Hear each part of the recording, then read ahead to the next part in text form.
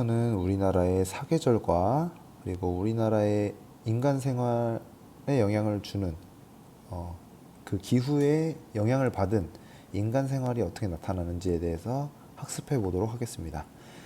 자, 먼저 우리나라에 영향을 주는 기단 이렇게 되어 있는데요. 기단은 이제 각각의 커다란 공기 덩어리라고 생각을 하시면 돼요. 예, 계절별로 이제 다른 형태와 성질의 공기 덩어리들이 우리나라에 영향을 주게 되는데요. 하나하나 알아보도록 하겠습니다. 주로 좀 기후가 서늘할 때는 북쪽에서 온 기단들이 많은 영향을 미치고요. 상대적으로 좀 따뜻한 온난한 계절에는 남쪽으로부터 온 기단들이 영향을 주는 경우가 많습니다. 자, 먼저 시베리아 기단부터 보게 되면 우리가 방향하고 오는 방향이랑 오는 곳, 바다냐 내륙이냐에 따라서 그 기단의 성질을 가늠해 볼 수 있어요. 자, 시베리아 기단을 보게 되면 일단 북쪽에서 왔고요. 그 다음 육지에서 왔나요? 바다에서 왔나요? 네, 육지에서 왔기 때문에 굉장히 건조한 걸 볼 수가 있습니다. 성질이 북쪽에서 왔기 때문에 한랭하고 내륙에서 왔기 때문에 건조하다라는 걸 알 수가 있고요. 이 시베리아 기단은 우리나라에 한겨울에 영향을 주기 때문에요. 한파라든지 혹은 초봄에 갑자기 막 일주일에 몇 번씩 추울 때가 있잖아요. 네. 그런 꽃샘추위.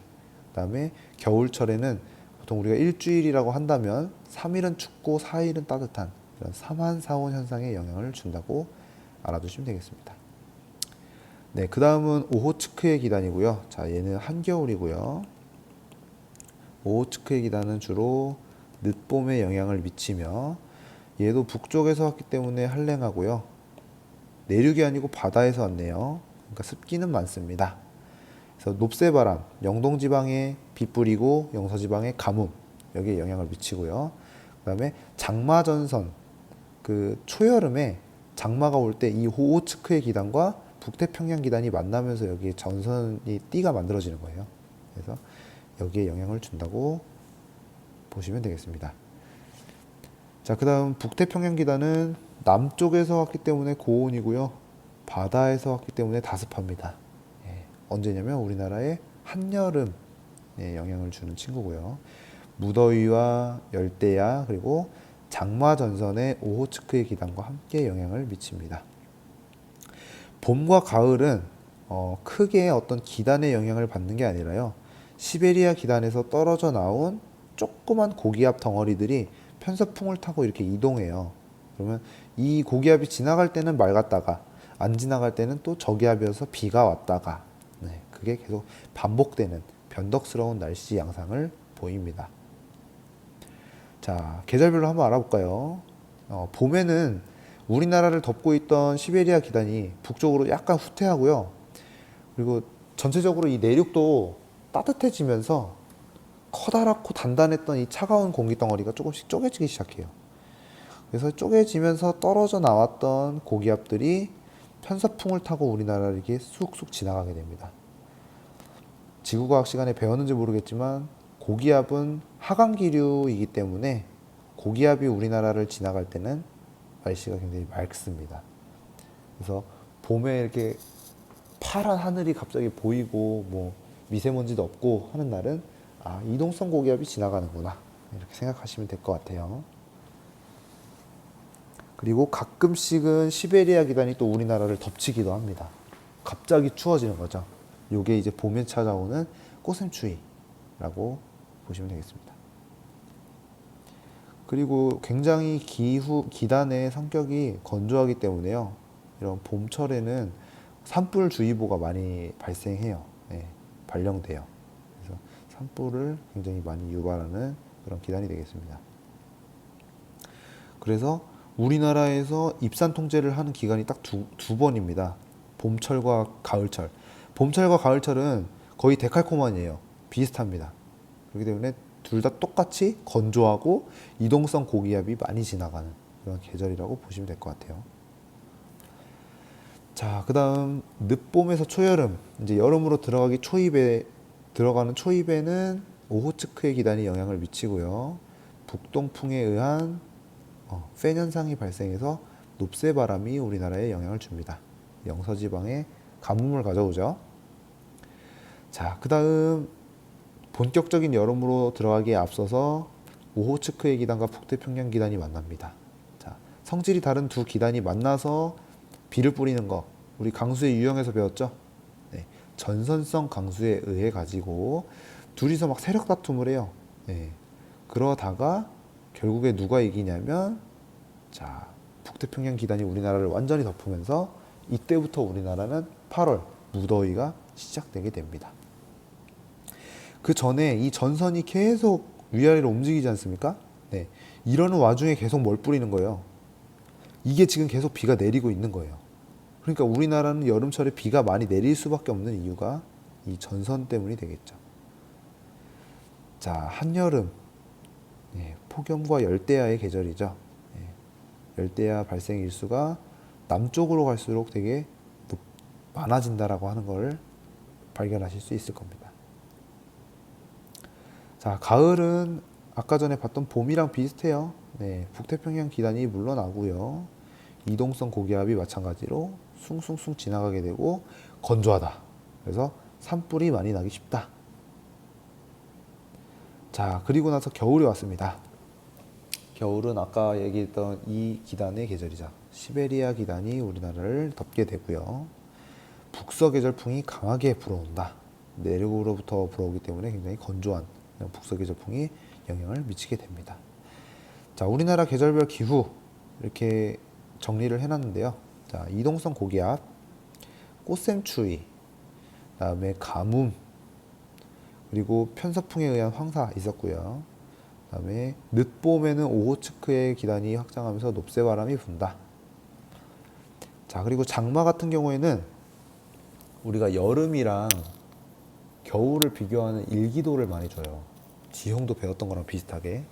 근데 장마는 쉽게 뭐가 있으면 장마냐면요. 전선이 있으면 장마예요. 아, 초여름이군. 이렇게 생각하시면 되겠습니다. 전선성 강수로 인해서 많은 비 뿌린다. 자, 여기 보면 일사량이 적고 일교차가 작다고 되어 있는데요. 구름이 땅을 이렇게 막 덮고 있잖아요. 그러니까 태양 에너지가 여기까지 도달할 수가 없어요. 그러니까 딱히 뭐 높아지지도 않고 온도가 낮아질 일도 없는 거죠. 그래서 일교차가 굉장히 작습니다. 장마철에는. 자, 한여름. 이제부터가 중요합니다. 일기도가. 자, 여기서는 외울 것도 없어요. 그냥 선생님이 가르쳐줬던 그 방식대로 하면 됩니다. 자, 여름에 덥죠? 어디가 쉽게 더 가열됩니까? 육지와 바다 중에서. 육지가 기온이 높아지고 바다가 기온이 낮을 거예요. 그러니까 당연히 기온이 상승하는 곳은 저기압, 기온이 하강하는 곳은 고기압이겠죠? 바람은 어디에서 어디로 불어요? 고기압에서 저기압으로 불죠. 그러니까 여름은 남서계절풍, 남동계절풍이 주로 계절풍이 불게 되는 겁니다. 이때는 기압 배치가 남쪽이 고기압, 북쪽이 저기압입니다. 남고북저의 기압 배치가 발생한다. 네. 높은 기온으로 열대야와 열대일, 그리고 그 지표면이 짧은 시간 안에 막 가열되게 되면 대류성 강수 일어난다고 했고요. 7, 9월 사이에 태풍이 많이 북상하면서 풍수해를 초래한다. 그리고 태풍은 열대성 저기압이라고도 한다고 했죠. 저기압성 강수가 발생합니다. 자, 가을은 봄과 비슷합니다. 이동성 고기압이 지나가면서 가끔씩 맑은 날씨. 그 다음에 아까 이렇게 싸움하다가 장마전선이 올라갔잖아요. 근데 데칼코마니라고 했죠. 올라갈 때가 있으면 또 내려올 때가 있는 겁니다. 그때가 바로 가을이에요. 그래서 가을 장마가 발생하기도 합니다. 맑고 건조해서 자, 습한 공기가 아니고 건조한 공기일 때 온도 차이가 심하다고 했죠. 자, 그리고 겨울이 왔습니다. 또 해볼게요. 바다와 육지 중에 더 빨리 식는 곳은 어디예요? 그쵸, 육지가 빨리 식기 때문에 기온이 하강하고 상대적으로 따뜻한 바다는 기온이 올라갑니다. 그러면 따뜻한 쪽에서 상승 기류가 발생하기 때문에 저기압, 차가운 쪽에서 하강 기류가 발생하기 때문에 고기압이죠. 바람은 어디에서 어디로 불어요? 고기압에서 저기압으로 불죠. 네. 그래서 서고 동적, 서쪽이 고기압, 동쪽이 저기압, 기압 배치가 되고요. 바람은 당연히 이렇게 북풍 계열 혹은 서풍 계열의 계절풍이 불게 됩니다. 자, 사만사온이라고 하는 거는 시베리아 기단이 영향을 미치기도 했다가 조금 작아지기도 했다가 이러면서 영향을 미치는 겁니다. 일주일에 3일은 춥고 4일은 따뜻한 그런 현상입니다. 자, 그렇다면 이러한 기온의 배치가 사람들이 사는 집에는 어떤 영향을 줬냐? 선생님이 앞부분에서 잠깐 언급한 적이 있었어요. 북쪽으로 갈수록 바람이 세고 춥기 때문에 집을 굉장히 겹겹이 둘러친다 그랬죠. 바람이 들어오지 못하도록. 그래서 보시면은 북쪽은 이렇게 여러 겹으로 집이 형성되어 있는 걸 볼 수가 있어요. 추우니까 뭉쳐 있어야겠죠. 반면에 이게 겹집입니다. 남쪽 이렇게 좀 따뜻한 지역으로 갈수록 집이 그냥 한 채 이렇게 변하는 걸 볼 수가 있죠. 왜냐하면 더우니까 떨어져야 되는 거죠. 네, 그렇게 됩니다.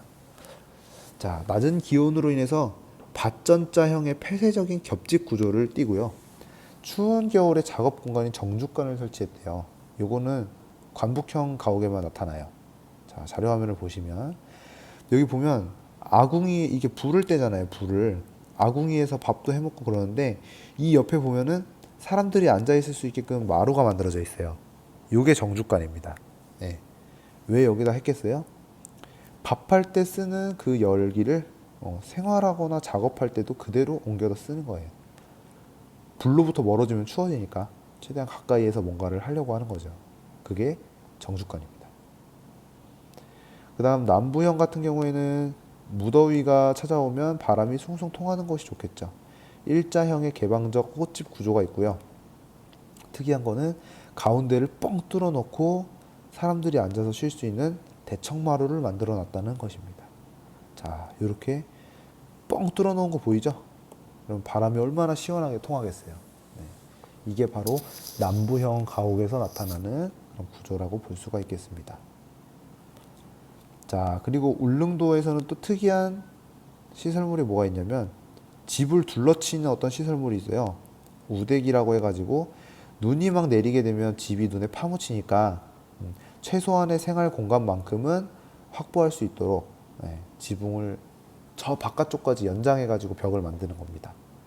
사진으로 보면 이렇게 생겼습니다. 요만큼의 공간을 더 만든 거죠. 네. 그 다음 제주도형은 높은 기온으로 인해서 온도를 뗄 필요가 없다. 겨울에도 별로 안 춥기 때문에. 그 다음에 곡식을 저장하기 위한 창고인 고팡을 설치했고요.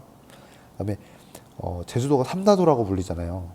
여자, 돌, 바람이 많아서 삼다도라고 불리는데 이 바람이 특히 세가지고 이것으로 인한 피해를 줄이기 위해서 그물을 새끼줄로 엮거나 혹은 담이 무너지지 않게 돌로 쌓아서 만드는 그런 모습을 보이기도 한다고 합니다. 네, 사진과 같겠죠. 네, 여기까지 해서 우리는 우리나라의 사계절과 기후가 우리나라 인간 생활에 어떤 영향을 미쳤는지를 알아봤습니다. 네, 다음 시간에는 기후 변화와 지구 온난화에 대해서 다뤄보도록 하겠습니다. 수고하셨습니다. 다음은 우리나라의 사계절을 정리해 보도록 하겠습니다. 먼저 계절별로 우리나라에 영향을 미치는 기단이 다르다고 했었습니다. 기단은 하나의 커다란 공기 덩어리를 얘기하고요. 이 친구들이 우리나라에 영향을 미칠 때 각각의 다른 기후 양상을 보이게 된다고 했었습니다. 자, 먼저 시베리아 기단 같은 경우에는 우리나라의 겨울철에 영향을 주게 되고요. 북쪽에서 왔고 내륙에서 왔기 때문에 굉장히 한랭 건조합니다. 그래서 우리나라에 가지고 오는 현상은 한파나 그리고 봄철, 늦 이제 초봄 정도에 이제 가끔씩 추워질 때가 있어요. 그것을 이제 꽃샘추위라고 하는데 일시적으로 시베리아 기단이 또 우리나라에 가끔씩 영향을 주게 되는 그런 현상을 얘기하겠습니다. 자, 그럼 오호츠크의 기단은 이 전 파트에서 높새바람 설명할 때 한번 말씀드린 적이 있었죠. 자, 늦봄에 주로 영향을 주고요. 그다음 위쪽에서 와서 한랭하고 바다 쪽에서 왔기 때문에 한랭 스균합니다. 그래서 우리나라에 영향을 주는 것은 높새바람을 유발시킨다고 말씀을 드렸었습니다. 자, 그다음 북태평양 기단은 우리나라의 여름철에 영향을 미치고요. 아래쪽에서 왔고 바다에서 왔기 때문에 고온, 다습한 성격을 띠고 있습니다. 우리나라 여름철에는 어떤 영향을 주냐면요. 자, 무더위나 그리고 이 북태평양 기단하고 오호츠크의 기단이 세력 싸움을 하게 되면서 초여름에 장마 전선을 형성하게 돼요. 이 둘은 장마 형성에도 함께 영향을 주는 기단들입니다. 자, 마지막으로는 적도기단인데요. 이 친구는 여름에 우리나라에 가끔씩 찾아오는 불청객이죠. 고온 다습하기 때문에 이 친구가 적도 해상에서 만들어내는 열대 해상에서 만들어내는 태풍을 가지고 올라오는 그런 역할을 한다고 보시면 되겠습니다. 자, 이에 따른 계절별 변화, 우리가 구체적으로 계절별로 어떤 모습이 나타나는지 보시게 되면은, 자, 봄철에는 겨울철 내내 영향을 미치던 시베리아 기단이 조금씩 분해되기 시작해요. 그러면 거기서 떨어져 나온 고기압이 편서풍을 타고 우리나라를 슉슉 이게 지나가게 되거든요. 그래서 고기압이 지나갈 때는 우리나라가 좀 맑고 추웠다가 또 이 친구가 지나가고 나면 비가 내리기도 하고 변덕스러운 날씨를 보이게 되는데요.